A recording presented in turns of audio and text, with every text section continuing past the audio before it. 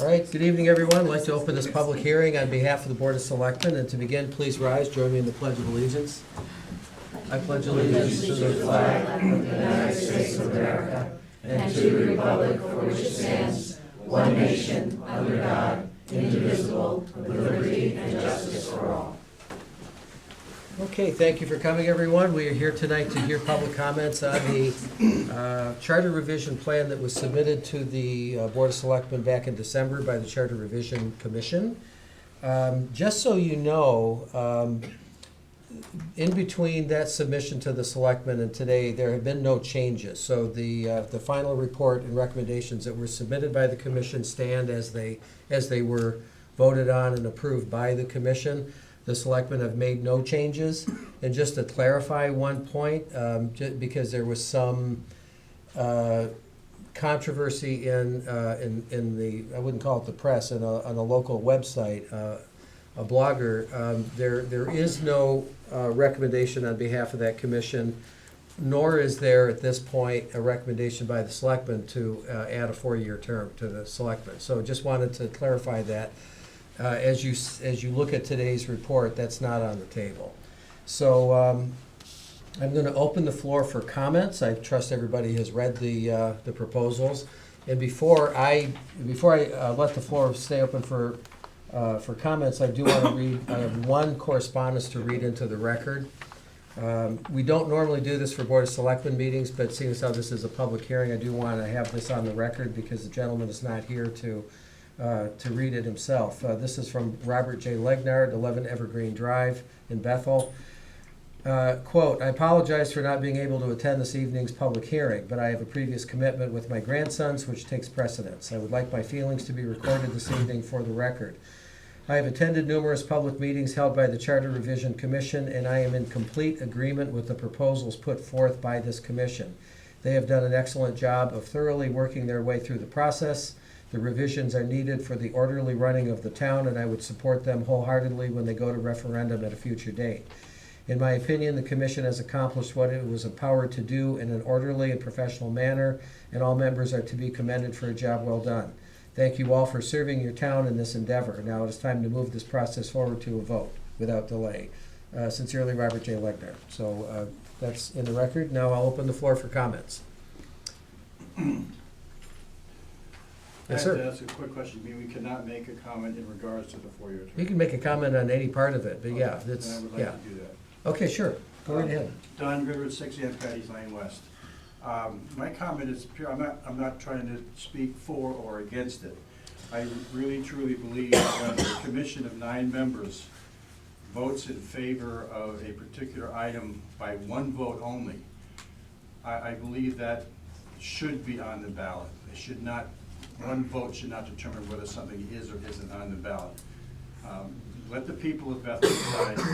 That's how I feel it should be done. I just can't see the commission worked hard, and they came up with a decision. They voted 5-4, but to me, one vote should not warrant omitting that from the ballot.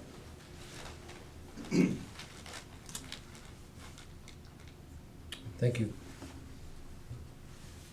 I'd just like to add something to one of the items on the charter that we approved, and that's changing how we can release public information or the legal notice.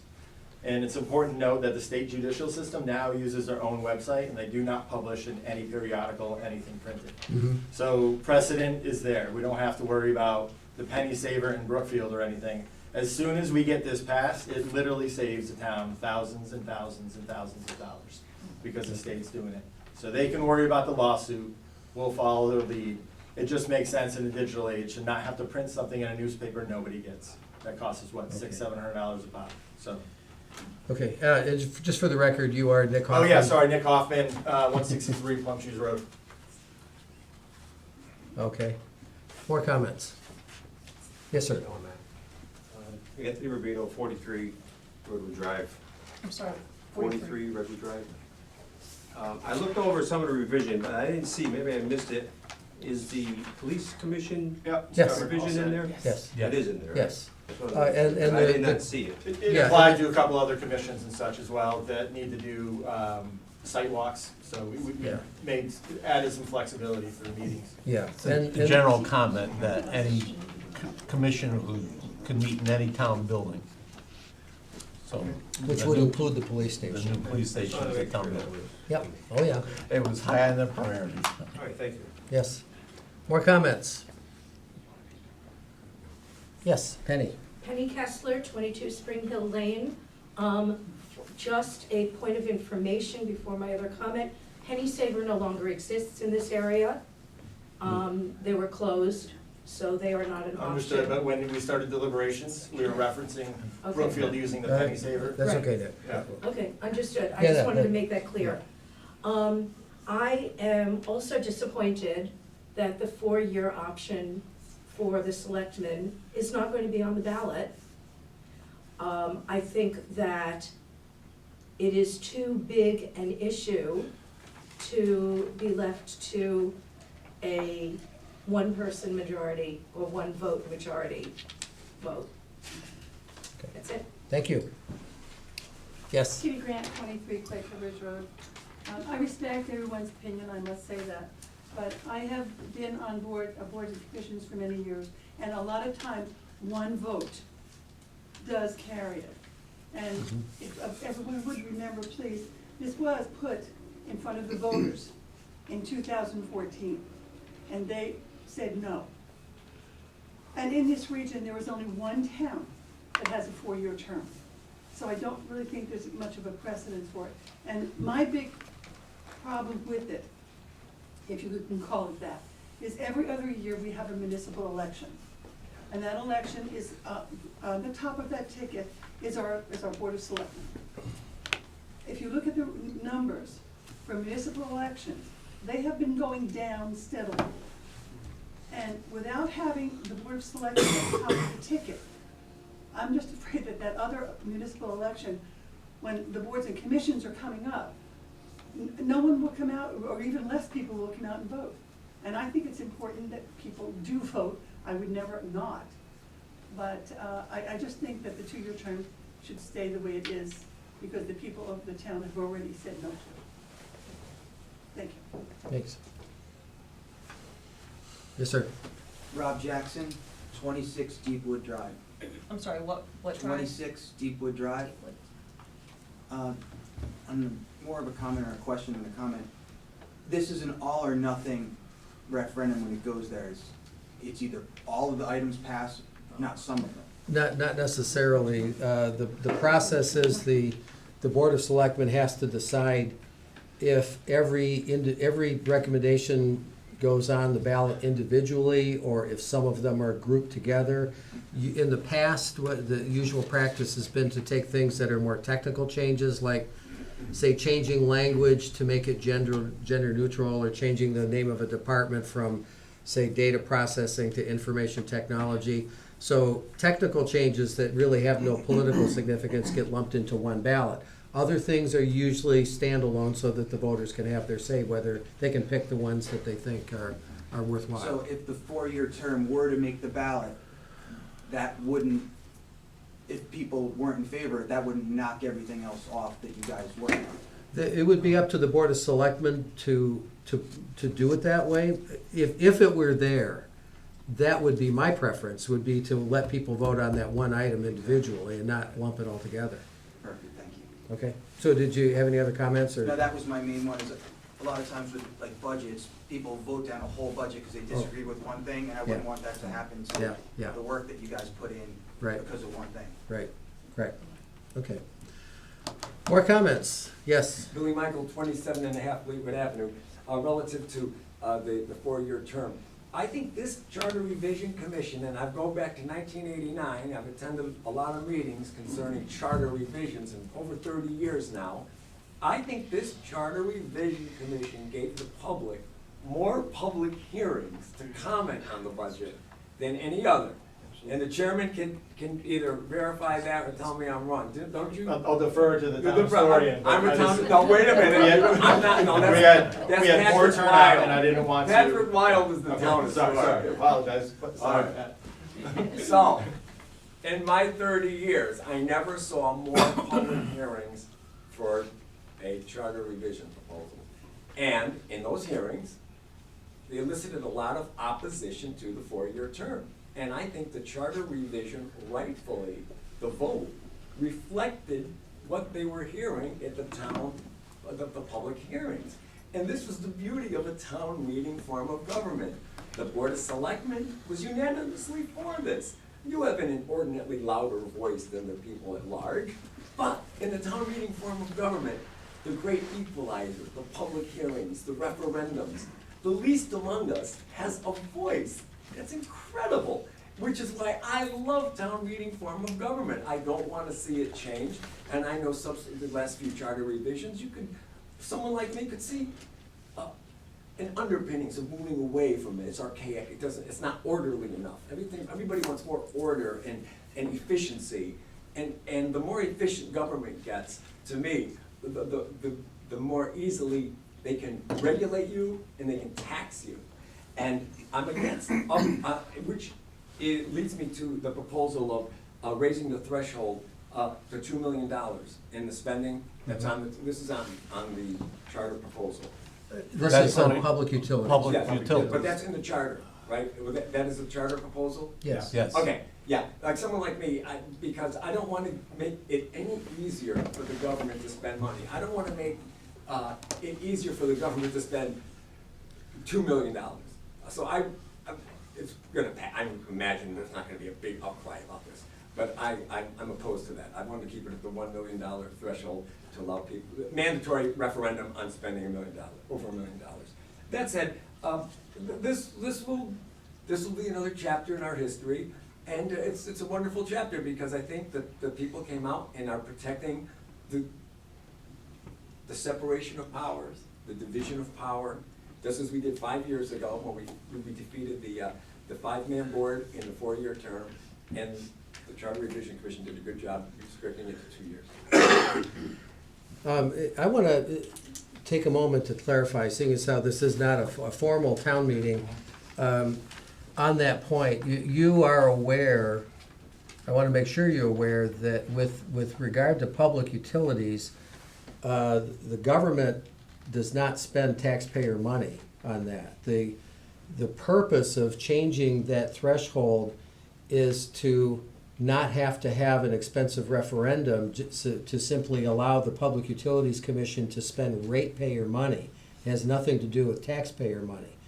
So what happens is when the Public Utilities Commission needs to borrow money from the state of Connecticut, say through the Drinking Water Revolving Loan Fund, there's no taxpayer money involved, but if that figure of what's being borrowed to improve the water system is more than $1 million, then the referendum kicks in, even though it's not taxpayer money. And so I just wanted to make sure you were aware of that. And I don't know if the people understand that the municipality is the biggest ratepayer. No. Is it the biggest ratepayer?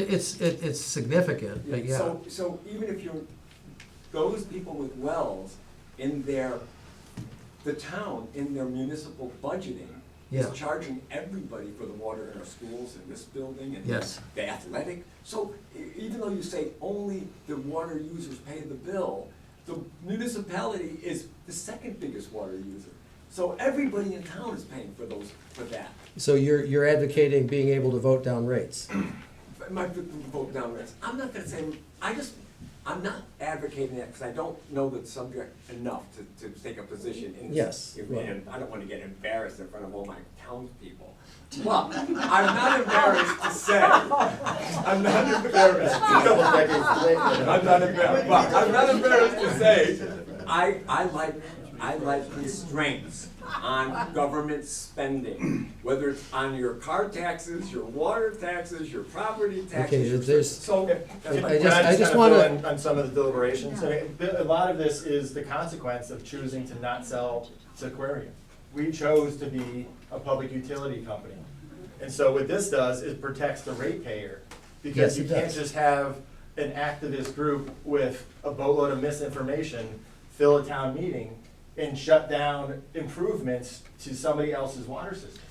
And that's where we get really kind of convoluted and confused with what exactly is what. Well, But yeah. this doesn't give any extra authority to the town. it actually provides more insurance that the people who are consumers of the water company that Bethel, Connecticut owns, it allows them to be protected from Let some me, of the silliness that can I'm not happen. against that, it's the money, I'm no, against let me threshold, try that's all. It's to, no big deal. let me, I just want to clarify so people understand, because I know we're recording this, and it does get to be complicated.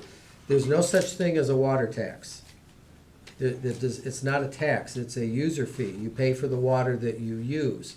Now, when we have a referendum, and I will reference one that we're going to have very soon because we're about to build a new water tank over by the Chestnut Ridge Reservoir. That referendum is not to spend taxpayer money. It's to allow the Public Utilities Commission to borrow funds from the state of Connecticut. So when you talk about constraining that, let me tell you what the consequence is, because I really want people to understand this. If that referendum is voted down, if the voters say, wow, $2.4 million for a water tank, no, I don't want to spend money on that, even though it's, even if they're ratepayers and they say they want to spend that, the Public Utilities Commission has the authority under state law to spend it anyway. To spend it anyway. People need to understand that. The difference is, because we voted down the referendum, they can't borrow the money. So where is that money going to come from? It's going to come right out of the general fund as an unsubsidized, unauthorized loan. And that's what happened to our town in the night leading up to 2010.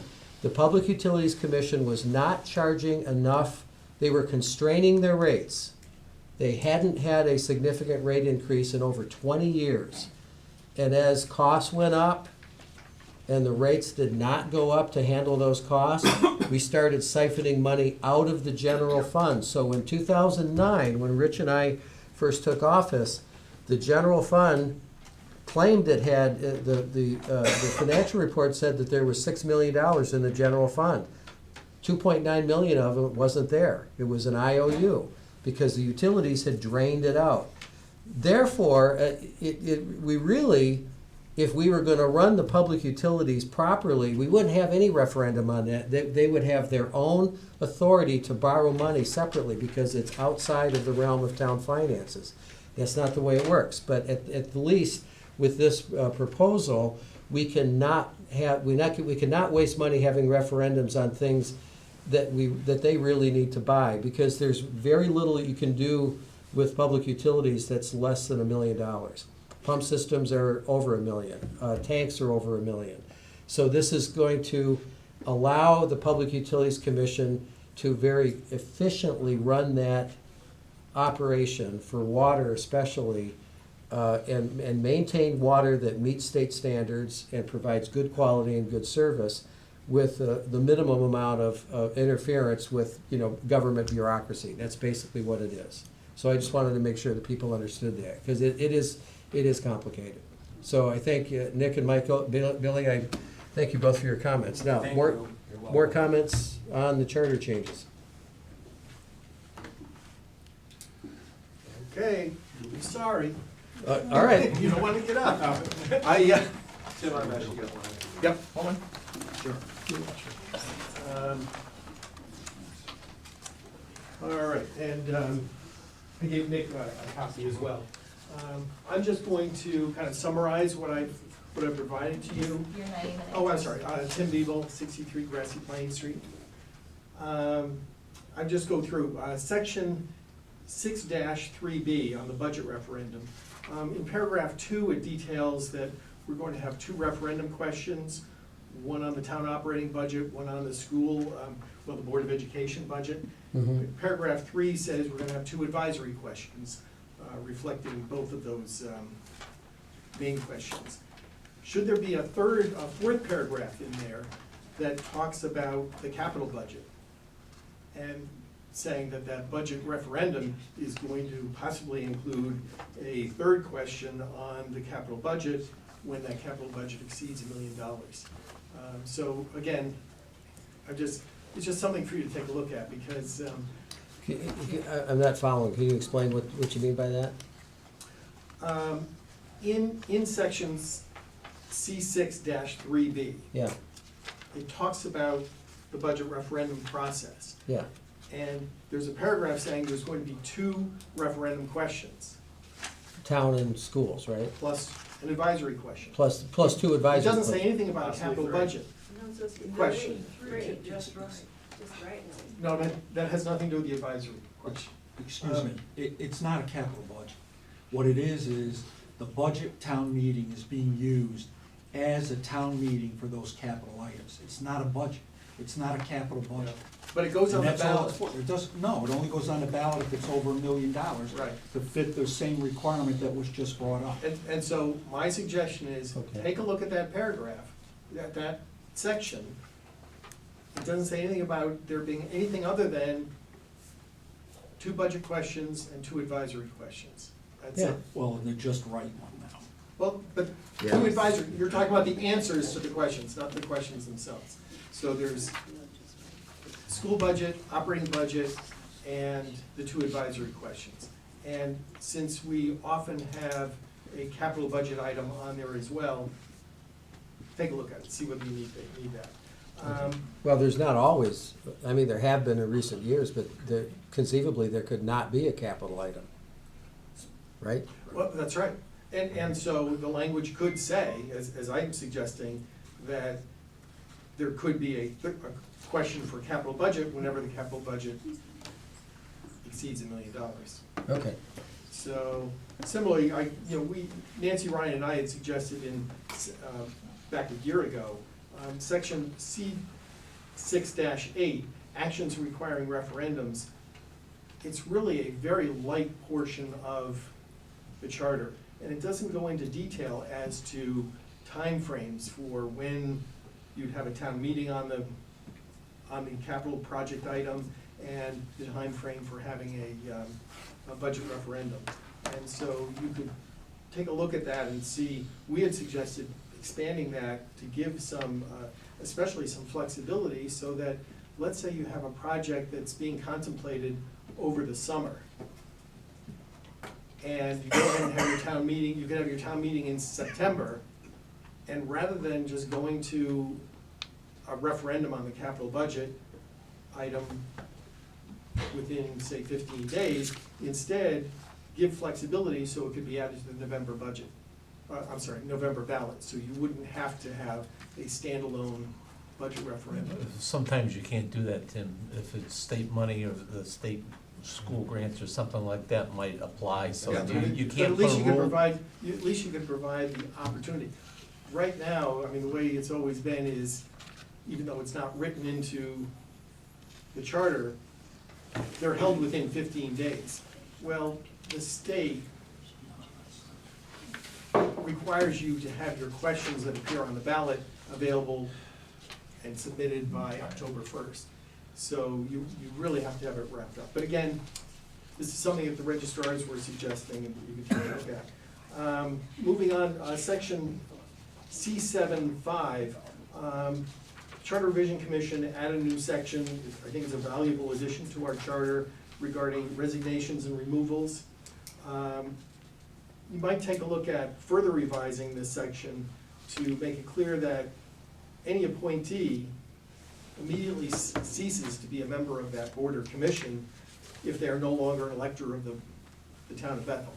That is, they're no longer a registered voter. They moved out of town or whatever. That you wouldn't have to go through a removal process, they're automatically out. well, ironically, that language exists now. The problem is, how do you prove when somebody's no longer an elector if they move and they don't tell you? If And that's they've been a problem. registered to vote in another town, But That's no it took us success. 6 months to remove somebody who no. finally wrote an email and said, now that I live in New Jersey, and I said, Right. aha. That's it. But they were unwilling to Yep. send in a resignation, and your office and the clerk's Yep. office, neither office was willing to take them off the rolls. Yep. Because that is a very serious thing to do. So, one thing that kind of concerned me was that there was a talk about a justifiable reason for absence. If you miss more than 3 in a row without having a justifiable reason, I want to let you know that the state of Connecticut, if you're appointed to a state board or commission, they have a 3 and you're out rule as well, except there's no exceptions for you having a good reason. It puts the Board of Selectmen in a position of having to decide whether someone had a justifiable. You're not defining justifiable in this charter revision. Okay. And it leaves it too far open.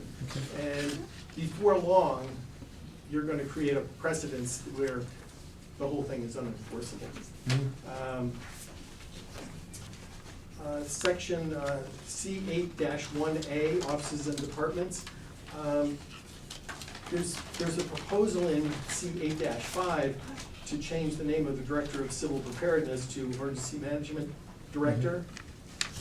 And however, in this C8-1A, that change hasn't been carried over. Okay. So that's one thing.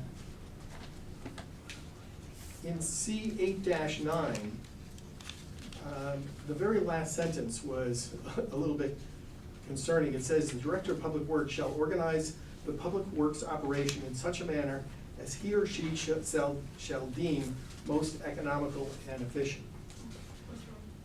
And it seems as though it gives the Public Works Director the sole discretion in running the department, and it seems to take away accountability to the Board of Selectmen. Well, chapter 3, under duties of the first selectman, gives the position of first selectman authority over all department heads. Right. So that's already encoded. And so my suggestion with that sentence is that the Director of Public Works shall organize the public works operation in a manner as he, she, and the Board of Selectmen shall deem most economical and efficient. And then you've got the same thing for public works director. Yeah, and the same way.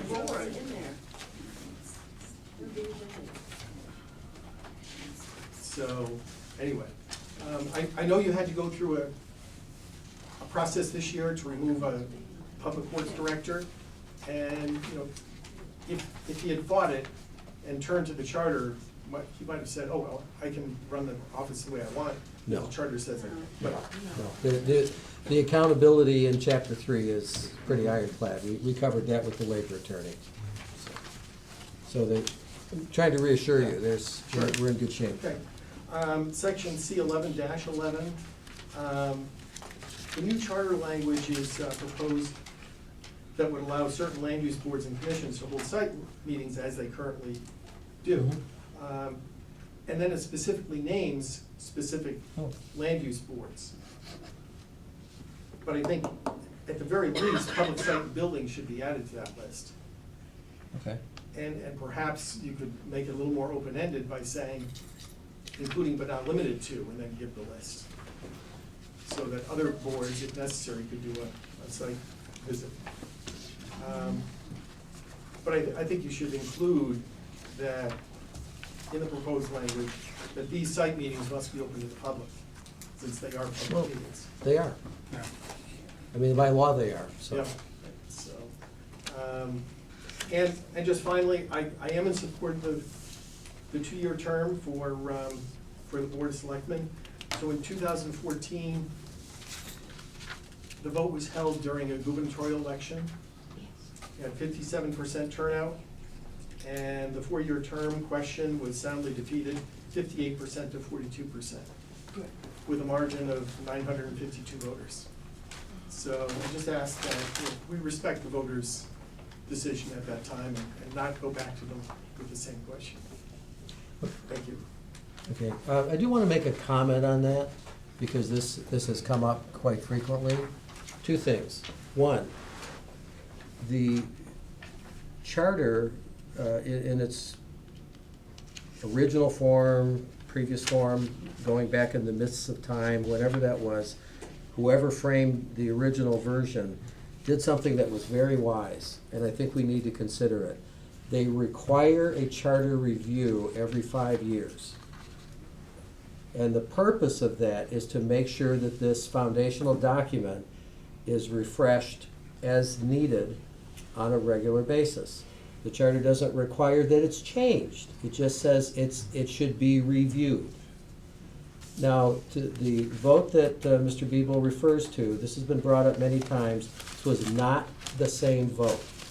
This was not the same vote. 4-year term was combined with five-year Board of Selectmen, or five-person Board of Selectmen. That changed everything. And this is, I'm gonna share my personal opinion, but again, I want this on the record.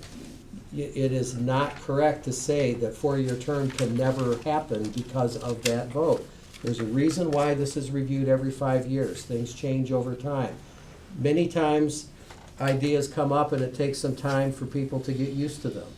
And again, we're not considering it in this, but I just want to make this statement and make this very plain. Our police station referendum didn't pass on the first try. Does that mean we should never do it again?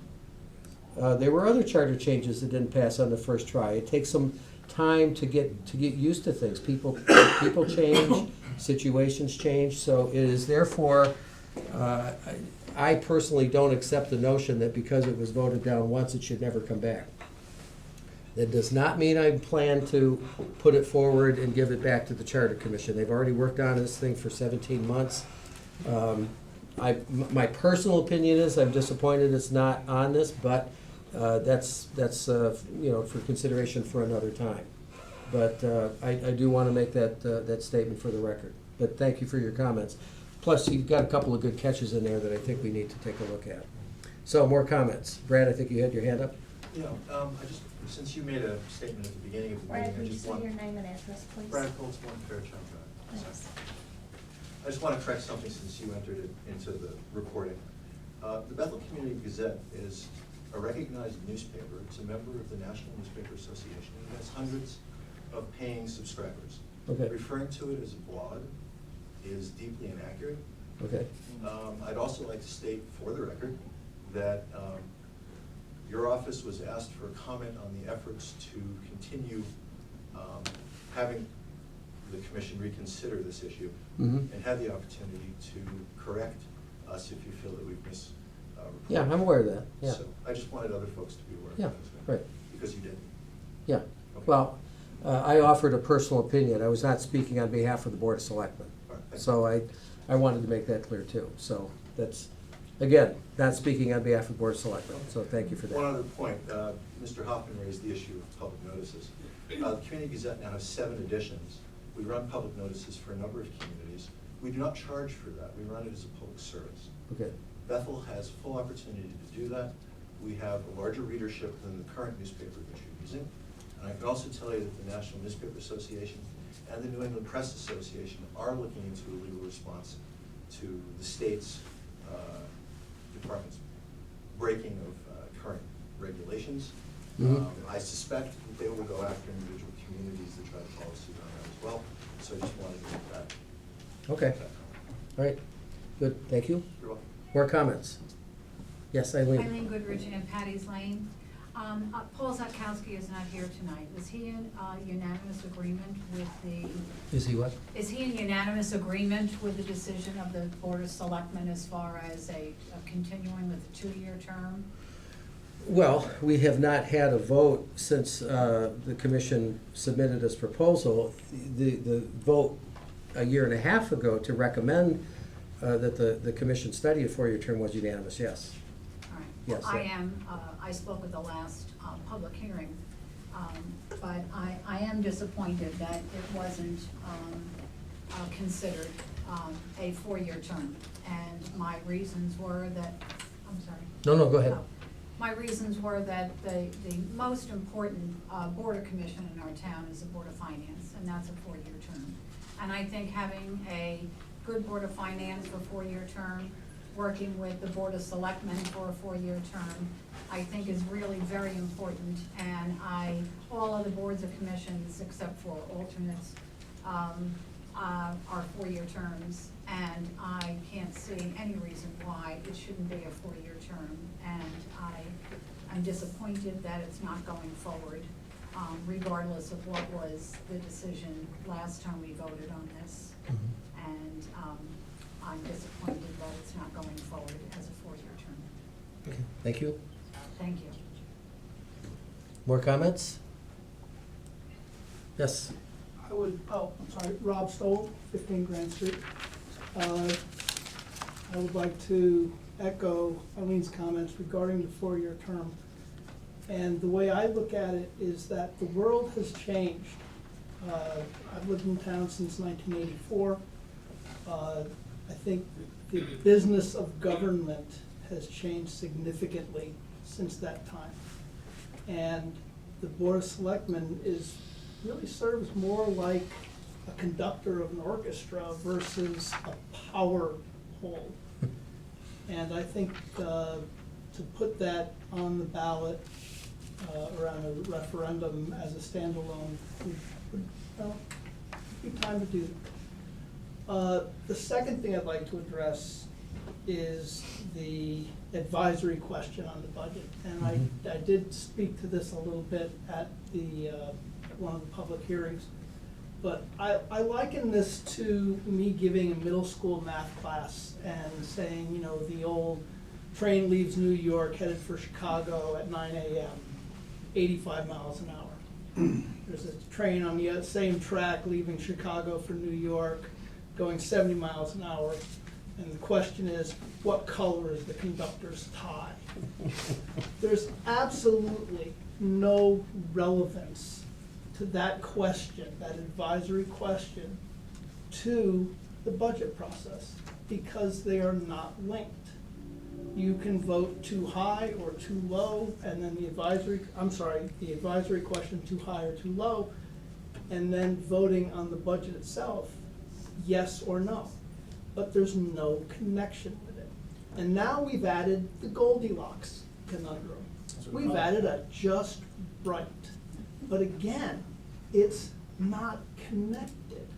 So that information, which goes back to the Board of Finance, and my students will tell you this, they look at this and they say, well, you know, we don't see a connection. We can't make a really good decision on that, which pretty much the only way of doing it properly would be to have 6 choices for the voter to make. Yes, too high, just right, too low. And then you've got no, too high, just right, too low. Now, of course, a no and just right, you know, what the heck does that mean? But anyway, my point is that, you know, that advisory question is really superfluous. I can't even say that word, but it's, thank you. How about specious? But anyway, it just doesn't make any sense. It's useless information. It wastes ink. It wastes space on a budget paper. I mean, if it makes somebody feel good that I can say, you know, I voted no, too high, that's great, but it doesn't really tell the Board of Finance anything. So, my 2 cents. Okay, thank you very much. More comments? More comments? Going once? This little history. When a budget was defeated in 1986, the Board of Finance did not know what to do when people voted no. That's why 3 years were spent researching, going to Hartford, town councils made, everybody, this was under the Hergen administration, because the Board of Finance needed direction from the voter in the event of a rejected budget. It was essential that they knew what to do when the voter at large rejected a budget. That's why we have non-binding advisory questions. It gives the Board of Finance essential information with how to proceed.